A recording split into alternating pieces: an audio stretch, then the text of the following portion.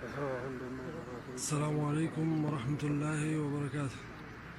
ودي تندمج ليناتشو ሌላ ምን ተከታይ ሆናችሁ ሰዎች በሙሉ ሰላም ብያለሁ። ይሄን ይመስላል ሩሃ ሜዲካል ካምፓስ። ቆርቆሮን ቀይረዋል። ሜዳውንም እንደምታዩት ጫካውን መንጥረዋል። ከዚህ በፊት ጫካ አድርገው አስቀምጠዋል ብዬ ቪዲዮ ሰርቼ ነበር። ያንን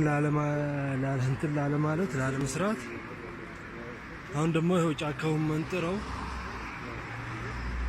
አሁንም ቆርቆሮን ቀይረው ጫካውን መንጥረው ስራ ልክ እንደጀመረ ሰዓት ወዲ ቆረና ሰዓት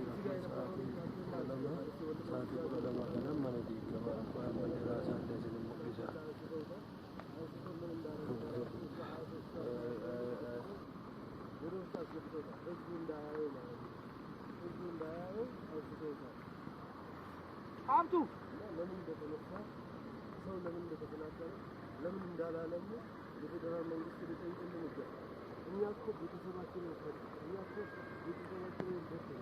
መንገድ ላይ ለምሳሌ ብለው የአራተኛ ዓመት ነው። ይሄ ነው ልማት